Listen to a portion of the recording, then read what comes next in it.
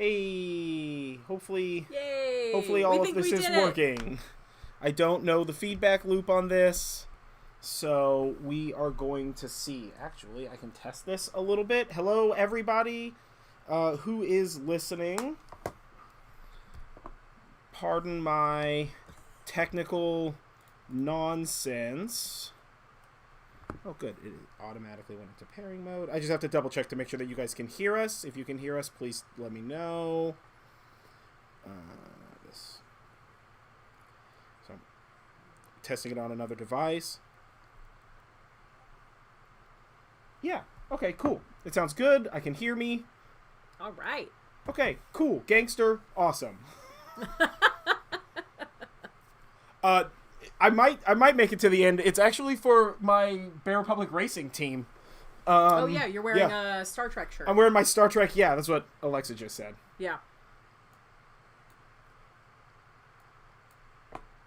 Okay. All right, let's fucking mute this because I can't hear myself with a 10-second delay. That is ferocious and making me insane. So, okay, cool. Sorry, that was like incredibly distracting. So, welcome heathens and witches to our 1-year anniversary of the Horn and Cauldron Podcast. I'm John Norgrove. This is Julie Norgrove. Everybody knows the bit. Theoretically, I'm recording this in high enough fidelity that it can turn into a good episode of a podcast. We'll see what happens. We're hoping so. Yeah. I don't 100% on a bunch of this. So, that sounds good. So, yeah. It's been a year. It's been a year. I think it's been a dope year. Thank you to all of our friends and fans. I would call them friends at this point in time. Everybody's basically and our patrons friend now. And all that. Yeah, we're gonna jump into some questions. We're just kind of gonna hang out and we can talk in the chat. Can I respond? I can respond in the distant chat over there, but not in this chat over here. Okay, cool. I'm streaming through OBS, and I have only ever successfully done this with Twitch.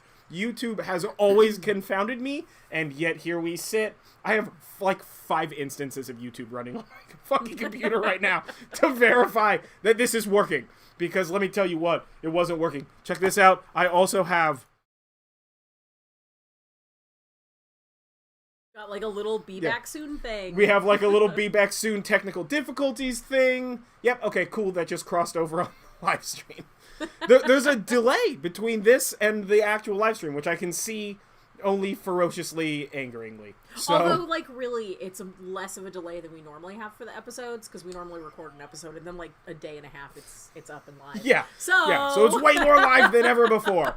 Okay, so, first, we're gonna give a shout out to our patrons, because we're gonna make this, like, a real thing after it's done being this live thing. Man, I hope I did that right. Yeah, so if you want to re-listen to this episode, or if you did not attend the live stream, this is going to be on YouTube for people to rewatch or watch if it's their first time, and also on our podcast networks, so you can listen to it. So, yeah, and we've got some questions that people have submitted to us, but we also are totally okay with taking questions from the YouTube chat. Yes. So we will take questions from the YouTube chat. But I can't see them from over here because it's on the far end of his side of things, so he's going to have to repeat those out loud for me. Yeah. Is that easier to see? No, that's still difficult as hell to see. Definitely not. It's definitely not easier to see. Yeah, that's fine. That's fine. Okay. It's fine. Whatever. Okay. So, first shout out to our patrons, Alan, Miranda, Helena, and Alexa. You guys are the best. Keep up being so much. Awesome. Happy Yule and all that. To do what we do and better every time. Exactly. So, yeah. On to the first question. We're just going to get right into it and see where the day goes. Yep. So, on to the first question. What's our first question? So, our first question is from Miranda, and she asks, what is the difference between Wicca and paganism? Do you have to practice Wicca if you're into witchcraft? And can you practice witchcraft and be pagan? So this is actually a super interesting question, and it is in the works for us to do like deep dives on other forms and other like schools or practices of magic as we go along. So those will be kind of like greatly interspersed because it takes a lot of work for me to do that kind of research and like summarize an entire like theological religion in an hour and a half. So Wicca, there is a deep dive on Wicca that will be coming. I do not know when. Fingers crossed we win the lotto, and that will be sooner rather than later. But so Wicca in and of itself was created in the early 1900s, and it was introduced to the public by a guy named Gerald Gardner, and was also largely written by Doreen Valiente. And it was introduced to the public in like the mid-50s, and they're Brits also. So there's sort of a definition difference between British Wicca and American Wicca, but originally they called it witchcraft. And we don't really know entirely where the term Wicca came from, like who coined that term for this particular practice, but the word is derived from the Old English word for witch. And the male form of that word is Wicce, so W-I-C-C-E instead of A. And Wicca has sort of like an interesting history because it's bounced back and forth between meaning broadly witchcraft or meaning very specifically the belief system that Gardner created. And originally it was sort of like a nature-based religion that focused primarily on the god and goddess. So lady and lord, or triple goddess and horned god, and then we've also got the holly god in there, and then there's mistletoe. There's a whole bunch. But it basically boils down to god and goddess. It's now sort of it changed into a primarily female-centered deity belief system. But there are a lot of different subchapters of Wicca, so if there are any Wiccans listening going like, that's not my Wicca, that's okay. Because your Wicca is different from somebody else's Wicca, is different from somebody else's Wicca. Oh, yeah. And really kind of the core belief system of Wicca is that is this 8-word Wiccan read. So it is, and a harm none, do what ye will. So 8 words the Wiccan read fulfill, and a harm none, do what you will. And that term was coined by Doreen Valiente, who co-created this religion with Gardner. And she first said that in 1964. 1964. So, like, less than 100 years ago. Now, this is not to be confused with do what thou wilt shall be the whole of the law. That was a quote from Aleister Crowley, and that happened in the early 1900s. Or Aleister Crowley. Yeah. I'm thinking of, what's that show? Not Hell of a Boss. Has Been Hotel. His name's Aleister Crowley in that, too. It is. It is. Aleister is just close to Taliesin, like Taliesin West. Where after the world gets stolen and returned and stolen and returned again, that's where, you know, what? The Mother of Awakenings studies with the greats to become an architect. Do you not remember? I have no idea what you're Hyperion talking about. Cantos in its entirety. Oh, I have read the Hyperion Cantos so many times, and that book resonates with me so much that I just legit know everything about that book. It's like legit. It's up there with Star Trek for me, with regard to like. It's hard for me to remember that stuff. Repeats. I'm really bad at quotes. I'm so bad at quotes. Yeah. Like, I literally have a quote tattooed on me, and I am the worst at quotes, but that's its own thing. That's I get it. Lord of the Rings thing. I get it. Anyway, so that's kind of like the basis of Wicca. And so the difference between Wicca and paganism, and even witchcraft and Wicca and paganism, is kind of like the jacuzzi hot tub thing. So all jacuzzis are hot tubs, but not all hot tubs are jacuzzis. Yeah. So all Wiccans are pagans, at least in part, right? Some people dual this religion stuff and they consider themselves like a Christian Wiccan or something along those lines. Sure. So all Wiccans are pagans, but not all pagans are Wiccans. And also, all people who practice witchcraft are not necessarily Wiccans, but all Wiccans generally practice witchcraft. Not everything with Wicca is about witchcraft and is about spells, but that's kind of where the Wicca thing is. So you can be a pagan and not be a Wiccan. That's totally fine. That's exactly me. In the early 90s, it really sort of shifted focus between Lord and Lady to like very female centered, and there are some other deities that Wiccans do worship from time to time or call upon in their things, and they have a fairly structured type of ritual that you do, as well as this is really the team of people who popularized the Sabbats. Yeah. Before this, Sabbats were kind of like whatever, and you certainly didn't have 8 of them. I wouldn't even go so far as to say necessarily popularized, but they sort of hardened the steel of what Sabbats are.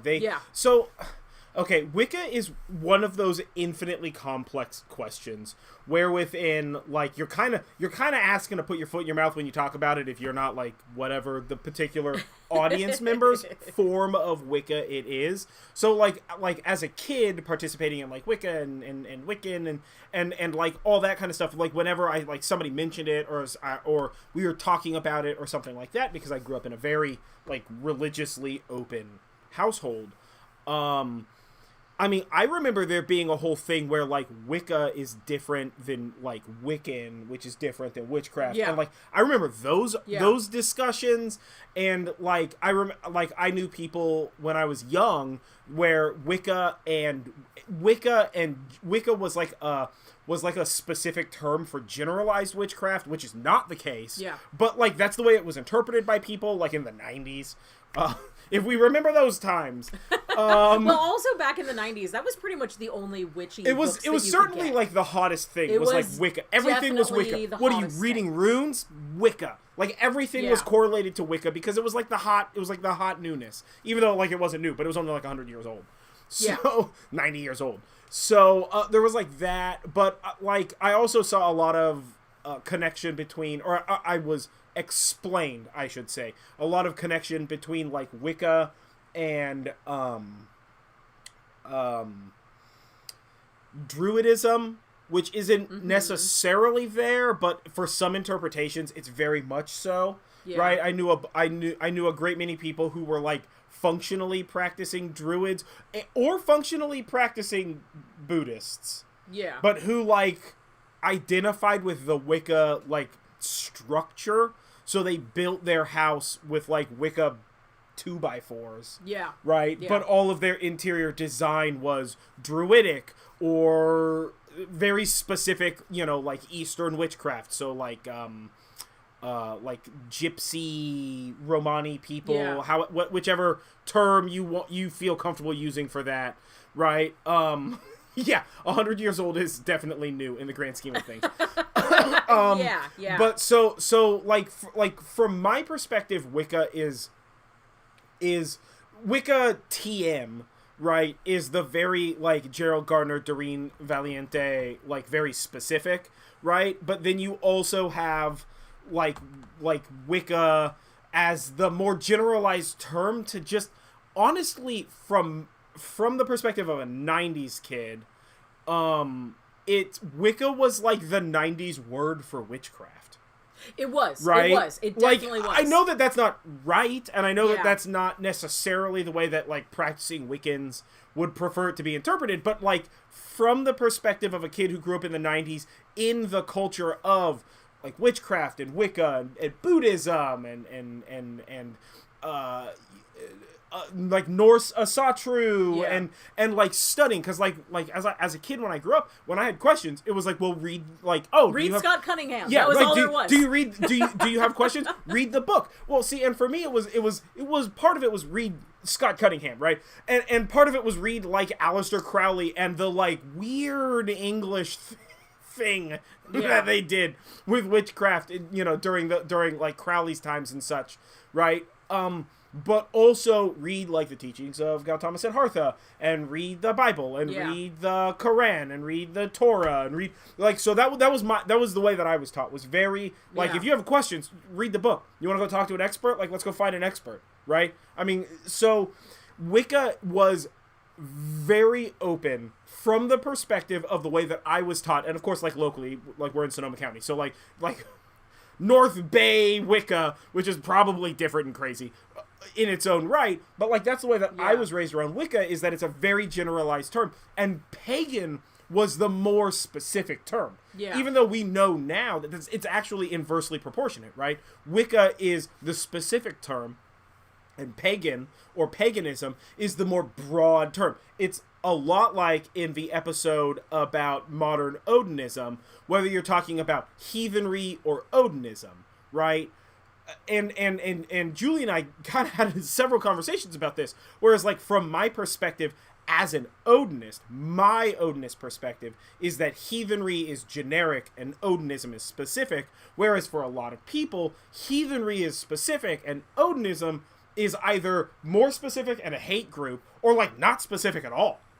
Yeah. Right? Yeah. So Wicca has gone through like a lot of sort of like linguistic shift. It definitely right? has. It definitely has. Yeah. So that's a very difficult one, but I think that the jacuzzi hot tub example is what makes the most amount of sense. And honestly, it's what makes the most amount of sense in every conversation you have about anything, but especially magical practice, right? Where it's like, okay, like you're heathen or pagan, right? And then you're like, let's say Wiccan, right? But then within Wiccan, you have subcategories, whether you're like a druidic Wiccan, which is like 100% a thing that I knew dudes that were like druidic Wiccans, like adults that were druidic Wiccans in the like late 90s that were like family friends and shit like that, right? So you know, it's that stepping down, stepping up sort of a thing. And you can see that in Abrahamic religions as well. So you can start at the top with Abrahamic religions. Yeah, and then you go into like Christian, and then you go into like you have like different Lutheranism or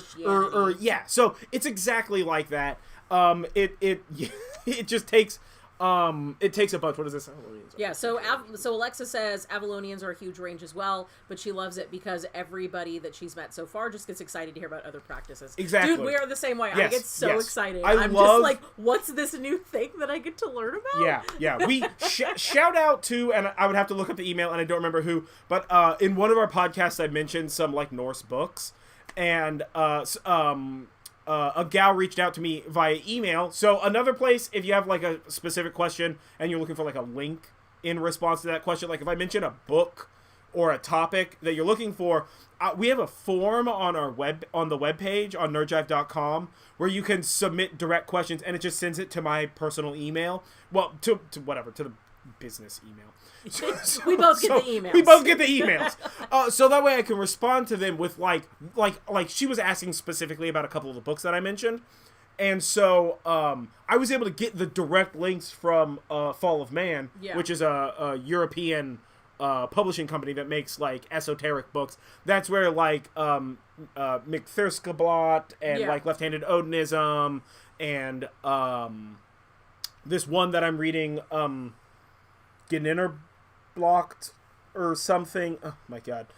It's like 2 languages away from the language that I speak. So it's a nightmare for me to try to pronounce these. I'm sorry. But the like giant book that I'm reading, the like proto giants book that I'm reading, those like if you have specific questions like that, I'll just if you send me an email, I'll just link you to the place where I bought them from. We also answer questions like that in our Discord server too. It's just not like you could definitely message us. I guess you can send a with link in Discord. You can. Yeah, okay. You can definitely like message us on social media, but like DMs for like Instagram and stuff are not really made for you to do links. So that's kind of the tough thing. But back to the original question. So one last thing I want to say about Wicca is not just that really, if you want to snapshot what Wicca is, as opposed to paganism, which is any of this stuff, really, but what Wicca is and it harm none, do what ye will, and it's also sort of the originator of the threefold law, which is if you do dark magic, black magic, gray magic, if you do offensive magic, then it will come back to you threefold. So that's just a thing that some people said. That's not like a law. That's not like actually a law. Yeah. So if you are a Wiccan, generally you subscribe to those particular like commandments, if you will. But that even if you decide to be a Wiccan, that doesn't mean that you have to follow those blindly. You know, if this is your magical practice. You do whatever the heck you want to with it. Yeah.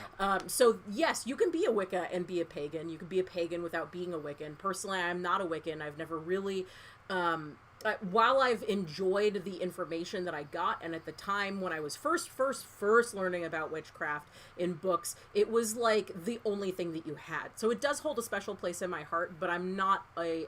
More of an eclectic witch. I sort of take from everyone and do what it is that I want. And some people call that more of chaos magic. And we'll get into types of witchcraft or magic or whatever in other episodes. We definitely don't have time for that today. No, we definitely don't have time for that today. And we, you know, like put it on the list, right? We'll definitely do a podcast specifically about Wiccanry. We definitely had to do a podcast about like chaos magic and things like that, and how chaos magic is interpreted by the internet is probably its own episode. There's like chaos magic TM, right? And then there's chaos magic as interpreted by people who are just like, do you touch anything dark? Chaos magic. Yeah. And you're like, yeah, we'll have that conversation. But we also should do a deep dive just into Aleister Crowley and into like that type of English. That's like on the wish list. No. It's so juicy. Like that might be several parts of an episode, just like Aleister Crowley, all that dude's homies. Right, like I would never consider myself Wiccan, but it's like definitely informed my practice. Yeah. Right, as like a planty thing, you know? Yeah. So, yeah.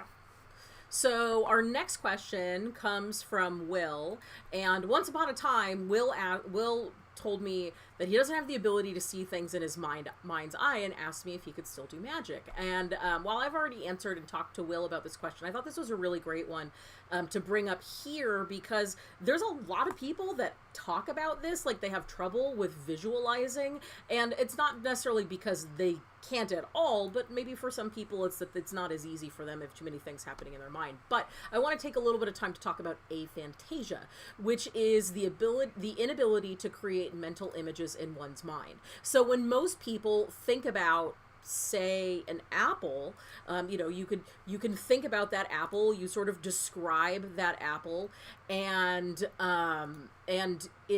you can see that apple in your mind's eye, like just as if you were seeing it in real life. But some people don't have that ability, and some of that is a not at all thing, and some of it is more of like a gradient, like they kind of do but also not really. So aphantasia is not well studied, but in 2009 there was a survey of 2,500 people about this particular topic, and those researchers found that 2% of those people had it. And that's just a very small subset, but really 2% of 2,500 people, that's a lot. That's like 50 people. So there's a lot of people out there that have aphantasia. It's something that I see that comes up a lot, especially on Reddit. The thing that I really want to get across with that is, even if you don't have the ability to see in your mind's eye or to visualize stuff, that doesn't mean that you can't do magic. You can. Just like somebody who's blind can read through the abilities of Braille, that doesn't mean that they can't read at all. You're just doing it in a different way. So if you have difficulty with visualization in any sort of form, then you would use your other senses when you're told to visualize, so think about how something feels, think about how something tastes, imagine the memories, imagine concepts, or go over what you think the result is like. So this is something like, I'm just going to use healing magic for instance. So if you're making some sort of potion to, help ward off sickness, and just to be clear, magic does not stop sickness, right? Yeah. Magic does not stop sickness. Yeah. But if you were using magic to give a little boost to your orange juice when you're feeling under the weather, what you would do is you would visualize yourself being well and being healthy and being happy. And if you don't have the ability to actually visualize that, think about what that feels. Think about how you don't like when you feel when you're sick, and how you feel when you're starting to get better. Think about those things that are the result of that magic, and that gets you past the visualization thing. And for those that can visualize, this is an additional helpful tool to help you boost up your magic so that you can have increased results with it. Yeah, that's funny. Miranda, Alan thinks of the Blair Witch Project. That's with regard to Wicca. That's fair. That's very fair. Yeah. That was like perfect coincidence of like movie and pop culture at the time with the Blair Witch Project. Yeah, yes, and it is a little bit like tasting wine aromas too, Alexa. Yeah, totally. So on visualizing and seeing something in the mind's eye, I think that we overinterpret the word visualize to specifically mean projected image. Now, I've never been like officially tested, right? And I wouldn't go so far as to say I'm fully aphantasic, which is just I'm at least rad I'm word. a little bit, but I'm definitely strongly in the category of that. As an example, the example that I like to give constantly with people, because like I do a lot of art and creative things, but one, there is no fucking way in hell I can draw a human face. Like, not at all. Not at all. I am the worst at drawing, like, people. A face, a hand, like, basic human shape that makes some semblance of sense. I can't do any of that. But I tell Julie this all the time when we're talking about these sort of things. When I'm not directly looking at a person, a lot of the, like, facial features get lost. Yeah. Right? A lot of detail just sort of degrades if I'm not actually looking at a person. I know what the person represents, like who they are, and I can point them out in a crowd. I'm good at, like, I haven't seen this person in 5 years. Here's a person. High five. Right? And, like, I know them. But, like, I couldn't describe them 5 seconds ago. Not at all. Right? My memory doesn't work that way in the slightest. Right? But even something like picturing... Like, okay, so you want to do like a healing spell, right? Which, from my perspective, it's that magic cannot. It's not that magic can't heal, and it's not that magic can singularly heal. It's that magic is part of a whole world. It's this thing, right? Kung Fu is like the way, right? It's all of the paths of life, right? Practicing Kung Fu can't clearly heal a broken bone, but like when understanding Kung Fu, you can use it to assist in making sure you don't damage the bone more during the healing process, right? Because you understand the body and the way it moves and the pressure points and how tension is brought onto a thing and how to lift things and you know, I get shit all the time. I run into stuff frequently. We have a very small house. I'm a very large person. And on top of that, I'm like real dancy when I walk around, right? I'm very like all over the place. Yeah, dancy sounds less Lovecraftian horror, which, you know, I'm going for, or at least I'm trying. It's hard to be Lovecraftian horror and not look like it, but so it's sort of like that, right? Where it's like magic is an assistive property in that healing process. But from my perspective, when you're working on, like, when you're doing like healing magic, part of that is like the physical image in your mind of you being healthier, a thing I cannot do. But it's also part of it's the sensation, and part of it's just the like bold-faced, like staring into the void, like confidence of it. I was gonna say balls of it, but confidence of it, to just be like, I'm not sick, I'm not getting sicker, I'm getting healthier, right? And that's the way that like I visualize things, is sort of like mantra-y and less like a picture of a hologram man inside of your head. But that's because I can't picture like a person in their head. I'm going to be honest with you. Unless I'm looking at a mirror or a camera, and I don't know what I look like most of the time. The secret is that I always look crazy. So, so I can't stop that. You can kind of take what you're saying and reverse engineer it too. So I think pretty much everyone has at least once played hooky and pretended that they were sick when they were not. And I know I did that a lot as a kid. Sorry, Mom, if you're listening. I'm sure it was obvious. Oh, yeah, I definitely did that. Like, if you've ever played hooky because you wanted to be sick, but you weren't actually sick, did you later on feel like you were sick? Were you like making yourself be sick? Not in like a creepy way, not in a bad way, but just like projecting intent. That, right? When you're trying so hard to pretend to be sick to get away with it to your parents, and then like you get a little sick and you're just like, all right, Gotta try less hard next time. It's not a good move, right? Exactly. So, that's a Fantasia, which is really quite interesting because it has not really been studied. It was only really discovered in like the mid 1800s. Yeah. But I think that it's probably a lot more prevalent than people think. And there's also what led to this study of 2,500 people was essentially a research paper. This guy had the ability to see images in his mind, and then he had a stroke during a surgery, and after that, he was no longer able to. Yeah.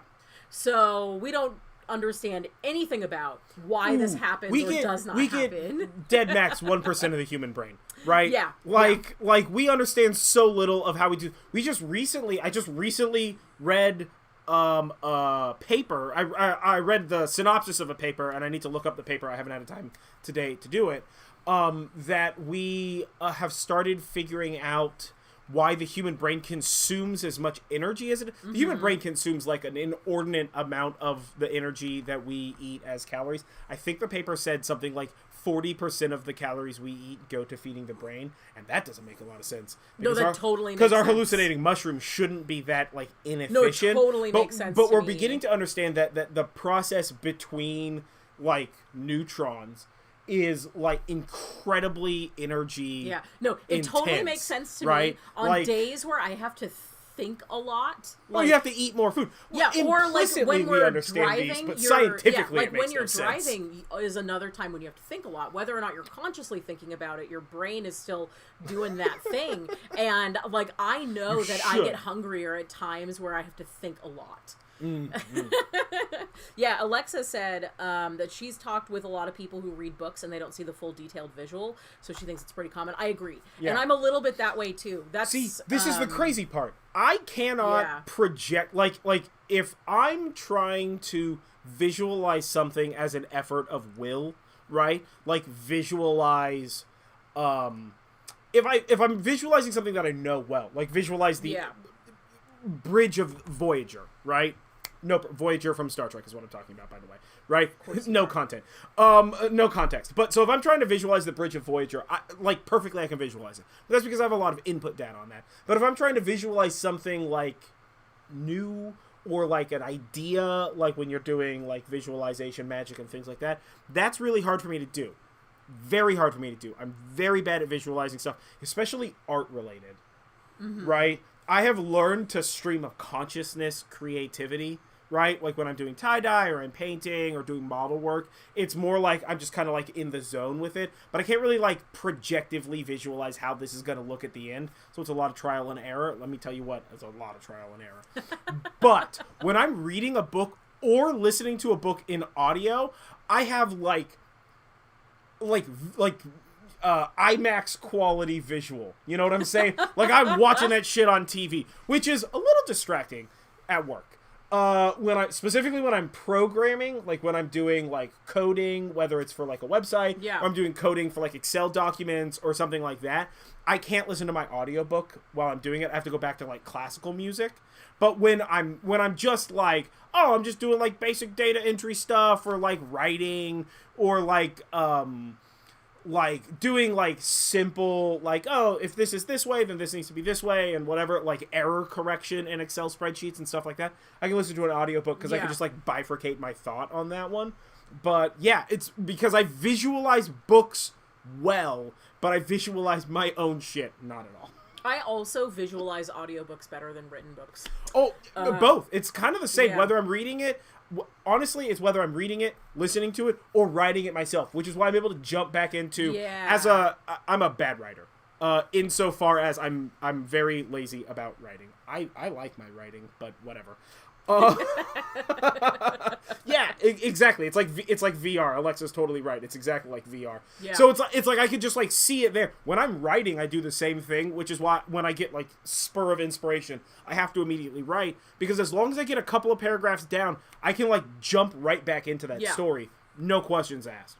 Right? I mean, like Panini. I haven't touched that story in 6 months. Easily. Right? Or more. But I know, like just thinking about it a little bit, I'm immediately back in, like, what the characters look like, what the gas station looks like, what the kind of car they're driving, all of that. Even just mentioning the name gives me all of that visual input. Yeah. Right? So it's like a very specific thing with me where, like, the written word visualizes for me, but, like, concepts and, like, my own creativity, it just doesn't sometimes. Yeah. It's a very weird thing. It has something to do with me and how I don't do human shit right. Yeah. I'm like a bad person. I'm like a bad human is what that is. Okay, what's next? All right, next question is from Alan.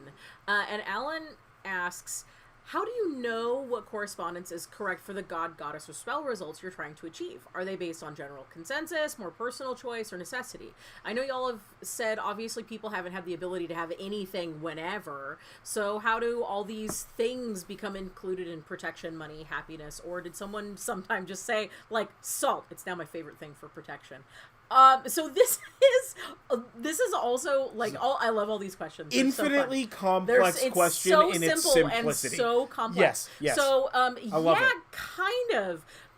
Like, yes, somebody was just like, salt protection. But, so correspondences can be different coming from different cultures. So if you look at certain magical correspondences, some of them seem to have, like, a huge long list, and some of them seem to have less of a long list. Part of that is because types of herbs and spices and plants and rocks and whatever that are more prevalent throughout the world will typically have more correspondences. Yeah. That's but not always. Sometimes the correspondences are just stronger. So what I've found, because I am, like, super into correspondences, is as I learn about herbalism, I can see the link with herbalism, that is using herbs for specific, like, medical, physiological needs, that some of those really sort of, like, you can see the link between those and magical correspondences. So, for instance, with sage in herbalism, sage has antioxidants, and it's anti-inflammatory. It's also anti-cancer. It boosts your memory. It's antimicrobial. It helps with your gut health. It was used as a meat preservative in ancient times. It also helps with female hormone issues, including, like, menopause and hot flashes, but even down to PMS. It helps to alleviate depression, and it also helps to fight against colds and flu. So that's sort of like the the physiological things about sage, but when you look at the magical correspondences, sage is about purification and dealing with grief and loss, and it helps to impart wisdom and improve your mental abilities. It also promotes health and longevity, and it removes negative energy. So you can kind of see how some of those things are tying together here. So it being antimicrobial, that's a really, like, strong tie to being something that, like, cleanses a space. You know, you can see where the physiological effects and the magical effects kind of go hand in hand. That doesn't mean that every correspondence has some sort of physiological effect that it's remedying, but you can sort of see that thread as you go through. And rocks are in the same way with vibrations and sort of what they're used for. But also, like, somebody was just like, salt, I like it for protection. Salt has been used to preserve meat and to, help with cooking and all that other kind of stuff. So you can see where that is. Salt is also, nowadays it is abundant, but in ancient times it was not abundant. It was a valuable resource, and salt sort of was it when you welcomed someone into your home. You typically gave them bread and salt and something to drink as sort of like a welcome and like a you're safe here. You know, if you watch Game of Thrones, you know that that's kind of part of some of the more intense death scenes. Yeah, totally. So yeah, correspondences are kind of like a general consensus, but if you hate something, then that correspondence isn't really going to be there for you with that. So, Alan, I know that you're not a big sage person, which is funny because sage is the example that I chose, but whatever. I didn't do that on purpose. I love sage. It's delicious. But, because you don't like sage, it's not going to work as well for you. So you wouldn't really want to force sage as an item into your practice, but you can take other things that have similar stuff with that, and you can then sort of incorporate those into your practice. Yeah. But also, if you feel like like something has a correspondence for you personally, then go ahead and do it. Like, there's nothing that's stopping you from creating these correspondences on your own.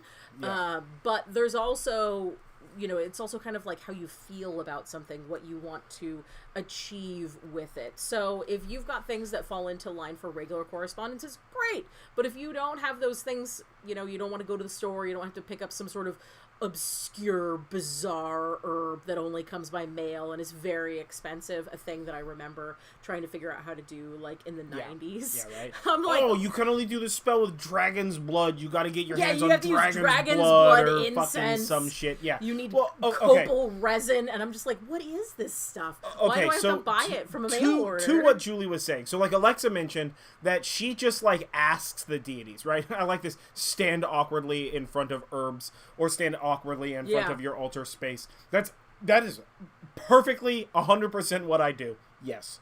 Right? Like 100%. Yeah. There's the, like, correspondence is more like a reference, right? And when you talk about correspondences from a historical standpoint, there's sort of like multiple tiers of correspondences. There's the obvious, like, salt is used for protection. Why is salt used for protection? Well, because when shit's salty, you know it's safe, right? I mean, that's straight line. Yeah. Right? Think of it like a lot of food stuffs, their magical correspondences, just like their religious correspondences, are directly linked to food safety, right? Yeah. Think of the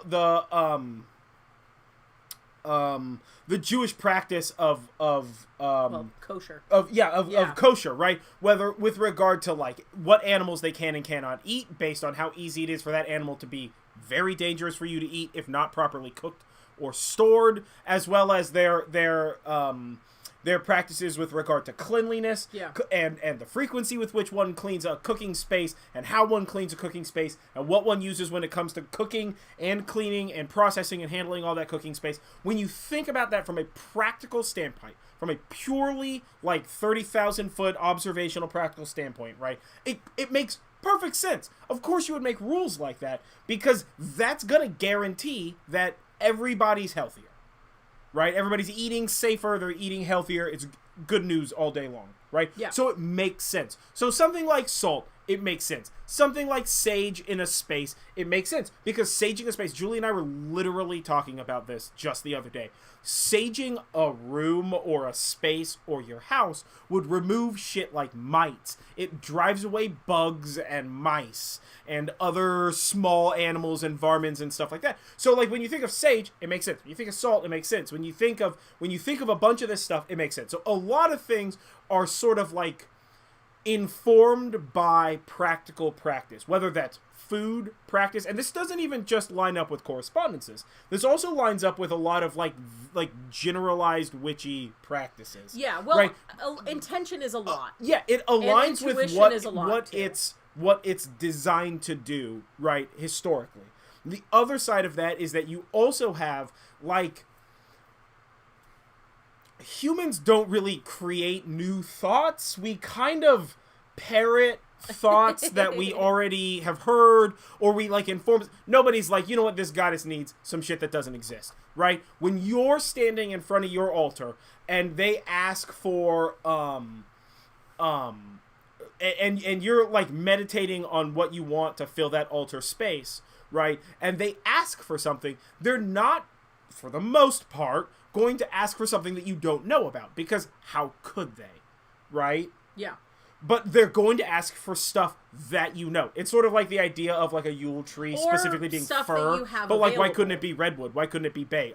It's all evergreen, right? So the idea is that it's evergreen, we just focus on fir, right? But so a lot of it is many people in an area, right? So we're in Northern California. We ask for very specific things. What natural shit lying around here? The gods are going to be in tune to that natural stuff. As practices and communication happens, right? We find out that, like, our friend is doing the same thing this day as we're doing, Alexa. or we both believe that this god or goddess or situation or intention aligns with this particular herb or color or whatever, right? So just because like an herb and a color and a thing correlate with something with specificity, a lot of times that's just that like a bunch of humans have come together and come to that conclusion, whether by random happenstance or by like there's not really like a council of Versailles style. Yeah, there's not really like a council. Sometimes that happens though, right? But I mean, specifically shit like Wicca, right? Like if Wicca has a particular practice, insofar as written by the originator, right? Then you have to assume that at some point in time he came to the conclusion that this is the way that he does it. A perfect example of this is like I don't do reverse cards with tarot. I have no problem with reverse cards with tarot. 99% of my tarot decks specifically give you the reversal reading, but like I just don't do reverse cards. You know what I mean? Like that's just not something that I believe in or whatever the fuck, right? So if I'm writing a book on my practice, reverse cards aren't going to be talked about. Yeah. Right? So there's also that, so it's kind of like it's the like practical side of it, right? If you want to break it into thirds here. There's like practical correspondences that have historical like logical practice, and then there's the like what I like to call the council of the hive mind, which is just like a bunch of people kind of came to the same conclusion at the same time, so like rock and roll. And then there's the like I wrote a book and I said it, and because it was on paper, like a bunch of people believed it. Yeah. Right? So there's multiple iterations, you know, of that. Right? Yeah, okay, so Alexa and Miranda in the chat were talking about, like, alternatives to smoke cleansing and saging, and Alexa says that she does seining as an alternative, and Miranda wanted to know what seining is. So, quick TLDR, seining is basically cleansing something with smoke in a different way than saging. So, saging is kind of... with water specifically for Alexa, With water? Yeah. Yeah, She's I've also seen it around. That's very with like different types of smoke. What is it? Flavored waters, scented waters, herbal waters. Palm Wednesday, the thing where you go into Catholic church and they get like branches and they put it in holy water and then they like sprinkle everybody in the pews and whatnot. It's sort of like that, right? I mean, as far as I'm aware, that's kind of what it is. It's just sort of using like herb bundles to like sprinkle shit, so that way you're getting the same effect, but like less. Also relating to like lighting that stuff on fire and using that as an alternative to smoke. So I think it's one of those terms where somebody was like, I like this word, and now it means this for me too. Dude, let me tell you what, English, we do that shit all the time. This is a garbage language. Yeah. I bring it up frequently. Yeah, so, I mean, yes, correspondences are basically just somebody that said they like, oh, that's a great idea, saltwater charged by the moon. We've got a moon water question coming up, too. Yeah, perfect. Yeah, it is kind of like somebody was like, salt, it's now my favorite thing for protection. Because it's kind of like that ripple through the hive mind side of things. Like, I talk a lot about the Fae, especially on my TikTok, and how they're not as bad. You just have to understand how to work with them. But for literally centuries, we've been told, don't work with the Fae, they're dangerous. Yeah. So that was originally one person who said this thing was dangerous, and then it spread, and it spread, and it spread, and it spread, and it spread. Or that culture's interpretation of the word Fae, or what they use that inevitably gets represented by the word Fae, because remember, we're only speaking one language, and English on its own, there's this guy, man, I'm gonna have to find him, I'll share him to the Discord. There's this dude that I follow on TikTok who's specifically a linguist, like an English linguist, and he, like he does this thing where he's reading the same line in, like, modern English, and then he reads it in, like, English 200 years ago, and then English, like, 1,000 years ago, and, like, he goes through, whatever, like, 7 different versions of English, and the first 2 make sense. Everything before that is just dumpster fire nonsense. Like, it kind of sounds Englishy, adjacent, but it's not there. You know what I mean? Yeah. So like, again, not only do languages evolve, but, like, as England conquered the world, right? A lot of people, it's like, oh, I got these, like, spirits that are doing this shit. And they're like, that sounds like some fake shit. Those are fairies. All of a sudden, that they just... when they speak to an English speaker, when they're speaking in English, whatever their traditional thing is called fairies, right? Yeah. So that's something that we kind of have to take into consideration, is that, like, fae and fairy are kind of looser terms than you would think. Yeah. A lot of people think of fae and fairy in a very, like Celtic sense, so like England, Scotland, Wales, Ireland, you know, that area stuff. Yeah. That area's Fae, which is sort of different than when you think of like Germanic area, right? Like their Fae is sort of different. You know, it's the whole, I think I talked about this in one of the podcasts, where like in Old Norse there were elves and dark elves, and a lot of people translate the word dark elf to represent dwarves, and sometimes dark elves are separate, right? So it depends on how you want to interpret the English, whether dark elves are just like elves that live underground, they live in the dark, so they're called dark elves, if that makes sense. Or is it that like they're a whole different, you know, they're like shadow elves or whatever it's called, and like, wow. You know, and like and like in the Marvel Cinematic Universe, dwarves and then dark elves. There's not even like good elves in the like Thor comic books. It's just dwarves are good elves and dark elves are like weird nightmare monsters. So like that's one way to sort of look at that. You know what I mean? Yeah, totally. So Miranda asked a question about Florida water, and I'm going to come back to that when we talk about the moon water thing. But next, our question is from Alexa. So Alexa asks if we have any quick tips for working with Dionysus. So we talked briefly about Dionysus in the... Basically, yes. We talk a little bit about Dionysus in the Olympian Family Tree episode that we did. But, like, just real quick TLDR, he's the god of wine, grapes, fertility, fruit, debauchery, festivity, ecstasy, insanity, resurrection, and the theater. So some things that symbolize Dionysus are grapes, wine, cups, loaves of bread, specifically like baguette style, any sort of phallic object, those loaves of bread, ivy, tigers, goats, pine cones, and amethyst are all things that are associated with Dionysus. So to honor Dionysus, you really want to kind of focus on what it is that he's talking about, like what it is that he's into. So in the ancient Greek and Roman times, his Roman equivalent, which is Bacchus, had the festival Bacchanalia. Most people are Bacchanalian festivals are familiar a with different that. kind of thing. And so that's also sort of the root of the word debauchery. So Dionysus is about having a good time. Yeah. So worshipping him is kind of like however you feel comfortable with doing it. But basically, Dionysus is really into libations. He really wants to drink alcohol, very specifically alcohol, and preferably wine, but not necessarily always wine. Yeah.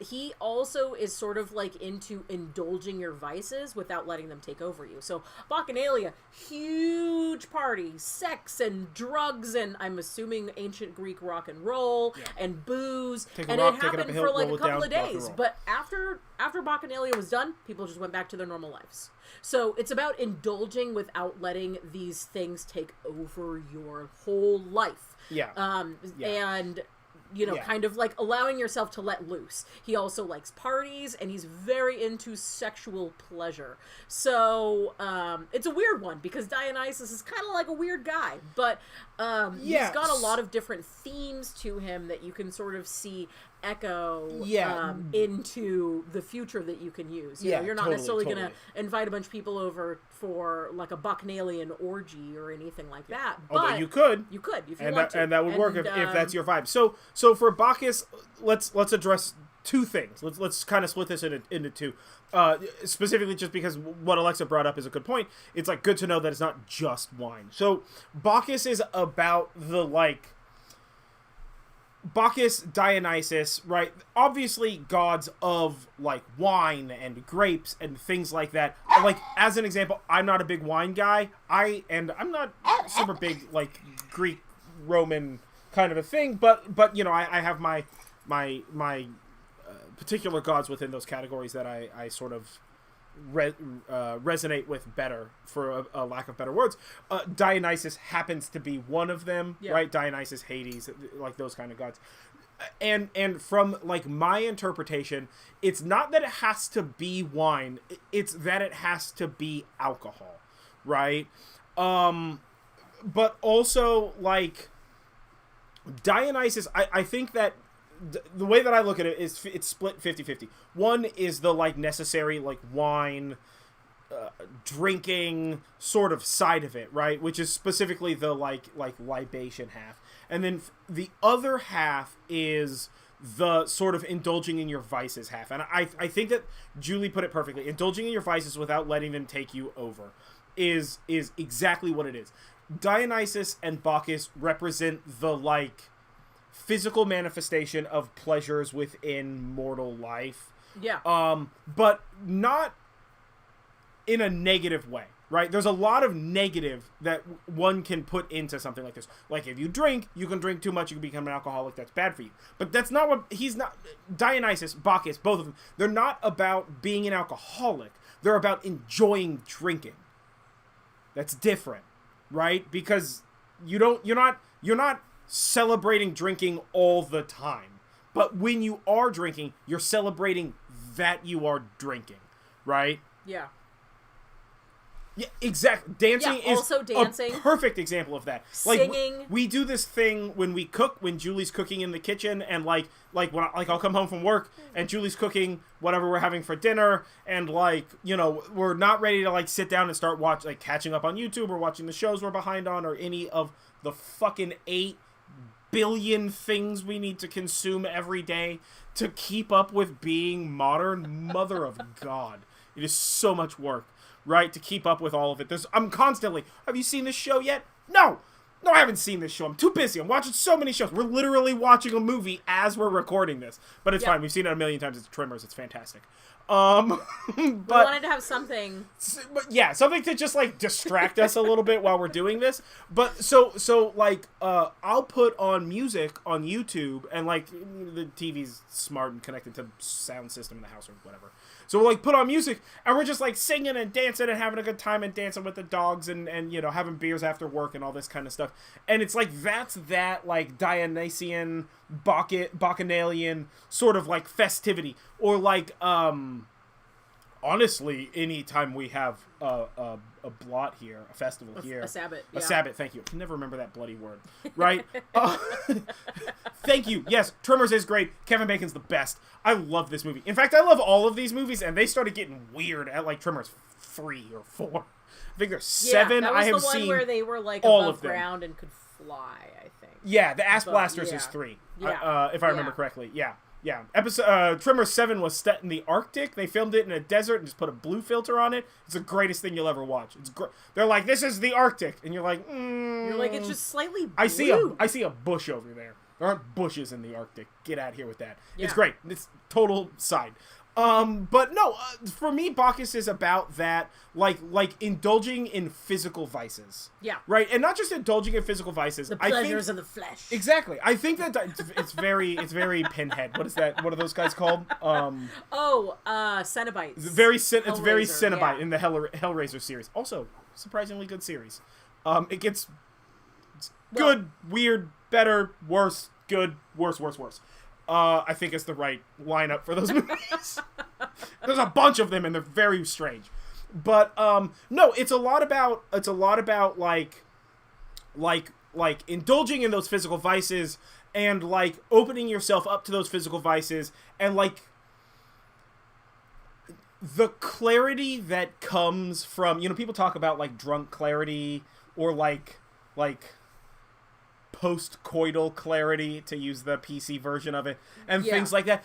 And I think that's kind of part of it, right? I think that part of the Dionysus Bacchus thing is that even in the chaos of a room full of people drinking and listening to music and dancing and partying and all this kind of stuff, there's structure and there's magic and there's power in that, and that's Bacchus's power. That's Dionysus's power. It's the power of the party.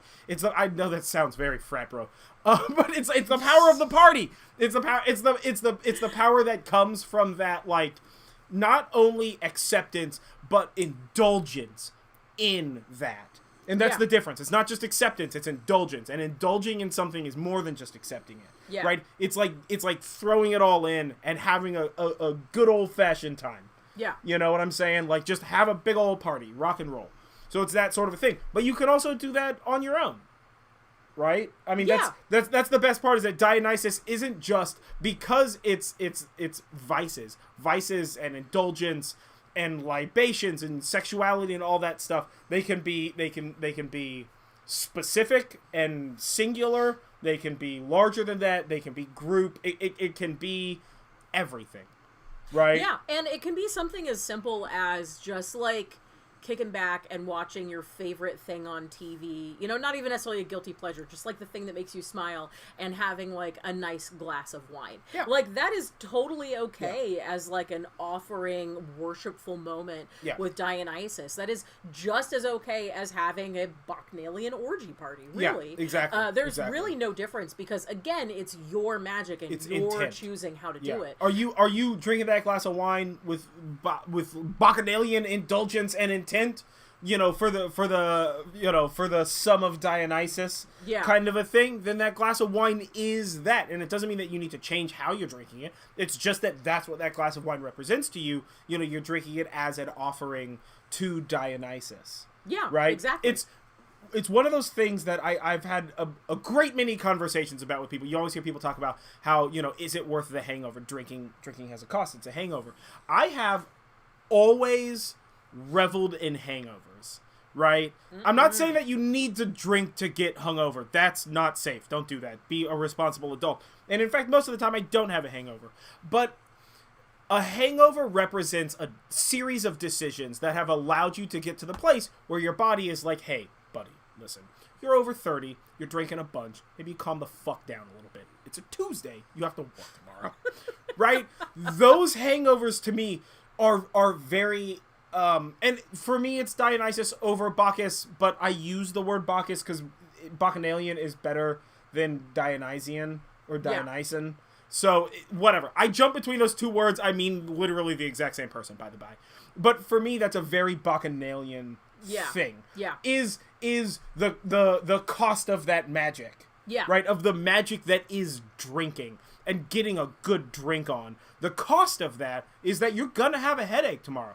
Did you drink water? No. You gave a little too much into that indulgence, and you didn't, protect yourself. All of a sudden, hangover. Thank you for licking my arm, you weird dog. She wants us to know that we're loved. But so it's that sort of a thing, if that makes sense. Now, that doesn't mean that you can necessarily use worshiping Dionysus as going, like, balls to the wall all out. Don't use gods as an excuse. That's a bad move. We also do have a deep dive planned for Dionysus. Oh, yeah. So more information about Dionysus will be coming. He's a very, very interesting god who has a huge amount of stuff associated with him. So I'm very excited to do a deep dive with Dionysus and Bacchus are both one of those, they're those gods that have sort of like stood the test of time.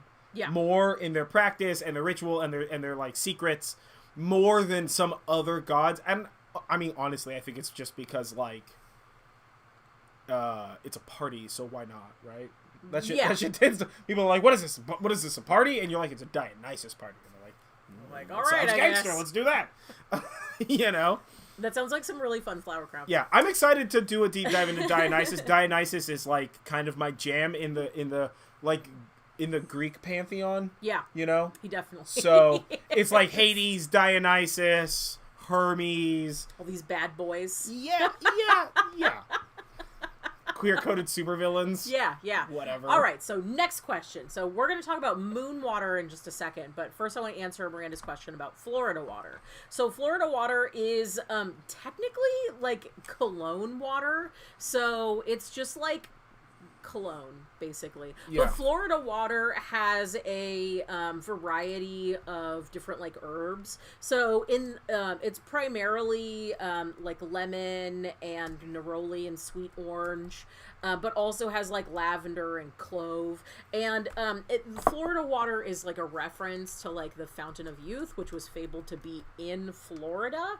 And it's actually sold throughout the world, and depending on where you're buying it, you can get a different blend of it. So like in Asia, the blend is different than it is in the Americas, which is probably different than it is in Europe, and I don't really know why that is. But the recipe that Alexa posted is bergamot, neroli. Oh my god, I don't have my glasses on. Bergamot, neroli, lemon, clove, cinnamon, rose, and orange flower. My glasses are over there. So it's a little hard to read from a distance. Just like listening to what those are, it sounds like cologne, which is there's no problem for that. Well, That's I would call it like eau de toilette as opposed to cologne. Yeah. Say it like an American. Wow, like that was bad. I speak French too. So eau de toilette. Excuse me. Wow. So when you think about what those things are, they also have their own magical correspondences. So, like, bergamot, neroli, lemon, clove, cinnamon, rose, and orange flower. Honestly, those are kind of, like, all-encompassing sort of, like, all-purpose, if you will. It's like an all-purpose herbal blend, since we just kind of talked about correspondences. Yeah. So, Florida water is something that's super Never heard common. of this, by the way. This is brand new news to me. Florida water? Yeah. Like, Florida the state? Yeah, like Florida the state. Is that what it's named after? Yeah. Huh. You can usually buy it in the quotations ethnic hair and skin products aisle at the store. I definitely didn't know that. Yeah, what? Yeah. Oh my god, it's that not is as common. fucking very It's not new as to common me. here in California. Okay. It's not as common. In I've California. fully never heard of Florida water before in my fucking life. I was like, Florida water. Yeah. What is? We're gonna have to pick some up the next time we're out. Florida water. What does it smell like? Alligators? No. Old people? It smells. It smells divine. Bad tax reform. Florida water is kind of like it's one of these potions. Sorry, I'm just being into Florida right now. It's one of these like potions that you can kind of use however you want. So it was originally used as like a cologne, like scent sort of thing, right? It's fairly old, but I don't know exactly how old. But you can kind of use it for a variety of magical purposes, and it just like if you use it for something, you've kind of got like a purpose for it. But it's very common in Southern American magic, so not South America, but Southern United States magic, and sort of bleeds over into hoodoo and voodoo and other kind of like news story. It's like news story, yeah. That's so fair. Fun fact, that's good. Alexa, I know that you said you can get some at the Forestville Magic Shop. That's I actually used to work with that lady's husband. So I know the lady who runs the magic shop in Forestville. Such a great shop. Little skull beads. Yeah, hello Nikki, if you're listening. If you're not, I see you. I swear I'm gonna come in. So yeah, that's Florida water. Oh, okay. Nice. Yeah, so we've so that'll be interesting. We'll have to pick some of that up so you can. Yeah, we'll pick some up. We'll give it a try. We'll have to do a YouTube video about it. Alexa also asked about a YouTube video, a flower crown workshop video. Oh, and let me fucking tell you what. Yes, put it on the list. Happen. Is it on the list? In fact, it kind of goes along the Florida water conversation, and the flower crown one kind of goes along with what our special announcement is going to be towards the end. Sorry, you guys get to still wait. Yeah, so we're going to move on to the next question, which is kind of where we're segueing here. Watery. So Miranda asked, what effects does the new moon versus the full moon have on moon water? And what about solar versus lunar eclipse? So moon water is something that is hyper popular in witchcraft right now. Let me tell you, as someone who's been practicing since they were like a teenager, it was not really a thing to do moon water in the 90s. That's no shade at all. It just wasn't popular then. It's very, very popular right now. In fact, I literally have an entire bottle. Was it not popular in the 90s? No, it was not popular in the 90s. It was not a thing. That doesn't mean that nobody did it. It was not a popular thing for people to be doing. So, basically what moon water is, or even sun water or blessed water, is like, it's like a water that's been charged with magical properties. So it's very common to have moon water charged by the moon. So the moon is like kind of like a big cornerstone piece, obviously, of like the world, like literally the planet that we live on, but also is like a big cornerstone for magic. A lot of people who practice paganism and heathenry sort of feel a tie to the moon specifically. The moon is something that we're very interested in as people, and that sort of bleeds over into witchcraft. So you can kind of take this to whatever level you want. So this is one of those things where it's like doing a spell or a ritual. It's only as complicated as you want it to be and as you need it to be for your very specific practice. So that is my disclaimer on this. So the effects of new moon versus full moon water is kind of like the intentions of what like the magical correspondences, if you will, of the new moon versus the full moon. You could also do moon water at any of the quarter or any of the half moons too. So the new moon is really a correspondence with shadow work and beginnings, job hunting, new things here, and also love, especially new romance. Now, the full moon is about manifesting goals and strength and protection and divination. New moons and full moons have a, additional boost, to that sort of thing, but there are certain, there's certain times of the month where you want water and you're out of moon water and all you've got is like a crescent moon. Go for it. Yeah. That's totally up to you. Waxing or waning or... Now, then there's eclipses. Eclipses have a more powerful energy than that of new moons. And they are specifically sort of corresponding with changes and transformation and rebirth. But keep in mind, most ancient cultures feared eclipses. So we can't say in ancient times they would bless the water. There were literally cultures that would go and stand in a river when an eclipse would happen, and they would scream at whatever planet was eclipsing, whether it was the sun or the moon, for it to come back. Hey. That's a thing that people did. Why don't we all go scream in a river at the next eclipse? Doesn't that sound fun? Yeah. Holy shit, I didn't know about that. I mean, when you think about it, right? I mean, an eclipse is more powerful because not only do you have a full-ass moon, but you have a whole nother planet getting involved in that shit. Yeah, solar eclipses are the same way. It's two floating fire rocks. Yeah.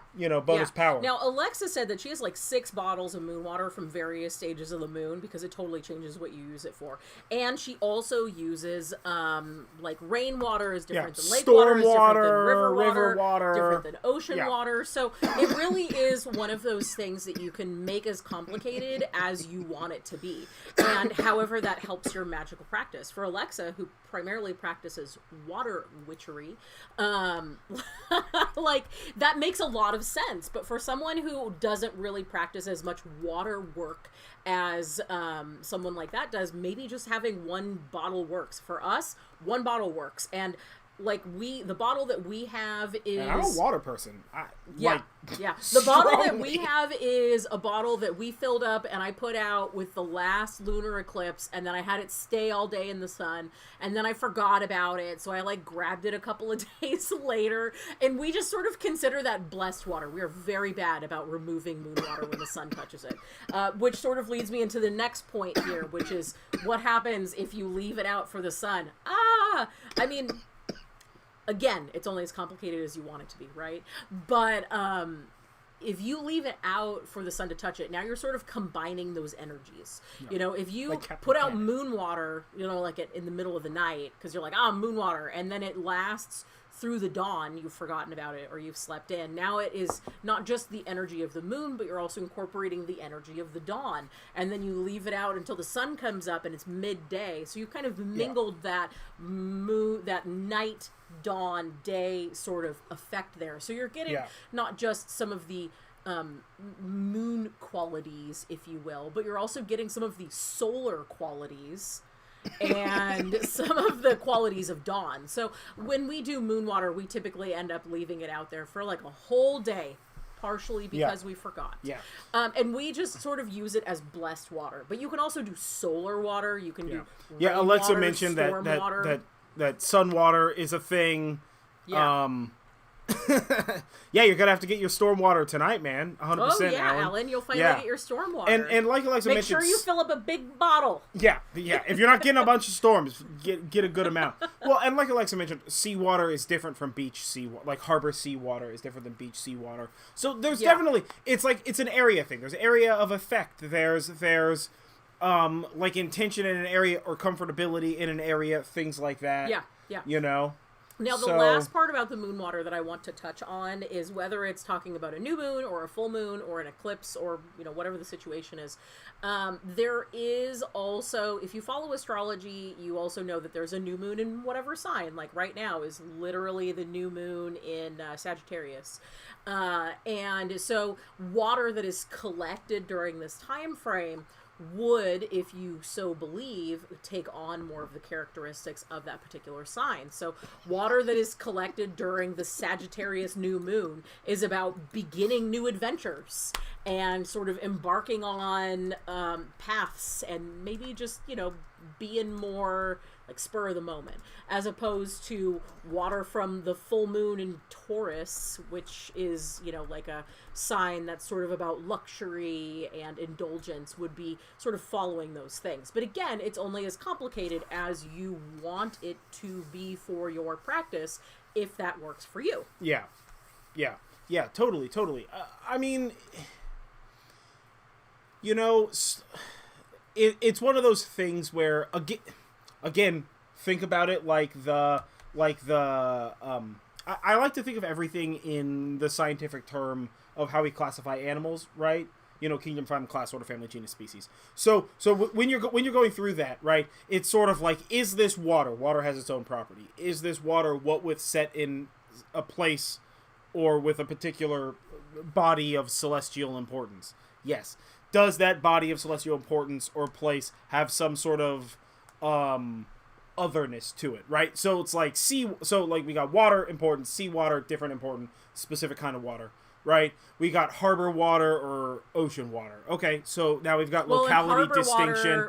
Do we have harbor is different from harbor water in Hawaii? Yes, so there's locality ocean, harbor water, but there's also import to it. So like, is it the harbor that you always go? Like for us, if we collected water when we went crabbing, which is in the... It's close enough to a harbor. It's in the, harbor zone of the bay. Yeah. Right? So that's harbor water, which has its own import and distinction, but it's also got, the necessary import of, that's where we go crabbing all the time, right? That's where crab water. That's crab water. That's where I've saved the canoe. That's where we were taught by a stranger how to literally we met a stranger who improved our crabbing game by several fold. Yeah, this guy, right? We call him Crab Moses. We call him Crab Moses. This dude opened the waters unto us for crabbing. Yeah. This motherfucker was the best. Yeah. I don't know his name. I don't know who he is. He hung out with us and had beers with us for one day. We never saw him again. And we've never seen him again. He taught us everything. We went from 2 crabs was a pretty good day to we need to fucking stop. We don't have enough licenses to catch more crabs. This dude taught us the secrets, right? Coolest dude ever. So for us, water in the area where we go crabbing is way more important, right, than just generalized harbor water. But then you also have the difference between locations, whether Bodega Bay versus San Francisco or San Diego or Hawaii or wherever, right? So there's a bunch of stuff. For us, water from the ocean at Salt Point would have import because of how much we love that place. Yeah. Right? Or Shelter Cove versus Monterey. A lot of it really we also love Monterey, honestly. Yeah. A lot of it is how you feel about that place, but also the intuition and the energies of that place. If that's a place that you only go to on vacation, then you're going to have a totally different experience with it. Whereas that's your local water place. Yeah.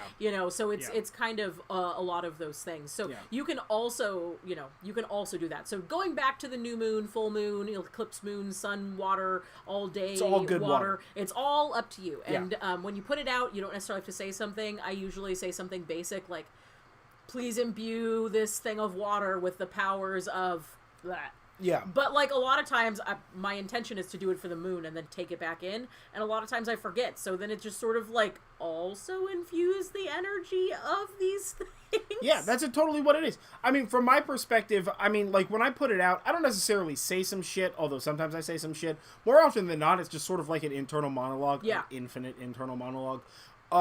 And I'm just all right, we're putting this out there, we're trying to collect moon water, which is, just, it's talk to the void. However you talk to the void. For me, it's talking to the void. So it's like talk to the void, what's the intent here? Yeah. If I can get out there beforehand and pick it up before the sun comes out, gangster.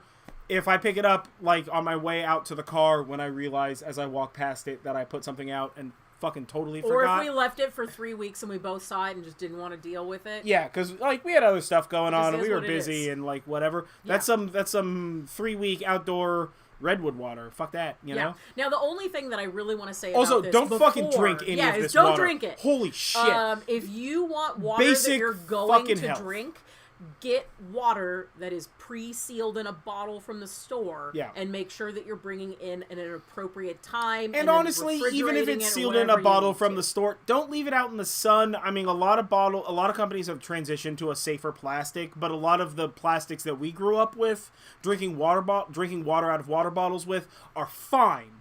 But the UV radiation from the sun, as well as the thermal transition from cold to heat, back to cold, since most of us drink cold water, that tends to pull toxins out of the plastic, right? So it requires the UV light and the thermal transition, but, you know, again, just be safe. Think of the food science. Would you leave a hamburger outside just sitting there for a day and then eat that? No, that's risky business. Yeah, don't ingest do risky things business. You shouldn't have. Drinking game, that's our PSA. So next question is from Helena. And Helena, at one point in time when I was talking to her, told me that working with deities kind of scares her because she's afraid she'll accidentally upset them. And I've already sort of talked to Helena about this, much like the question from Will earlier about a Fantasia, but I think that this is a really great one because I get this question a lot, especially on TikTok. And really the TLDR is you don't have to be worried about accidentally upsetting a deity. You know, these beings have been around for like a super long time. So you leaving them something as an offering, for instance, that maybe isn't their favorite, like they're not gonna be upset about that. They're sort of beyond the level of being upset. Think of being upset as more of a mortal coil thing. And that's not to say that there aren't deities that can be actually upset, but you would have to work really hard. I'm talking like fiction novel level of difficult to upset a deity. So the most common things that people say when they're afraid to upset a deity is leaving out the wrong offering. So the offerings that we do is typically something that we're already eating.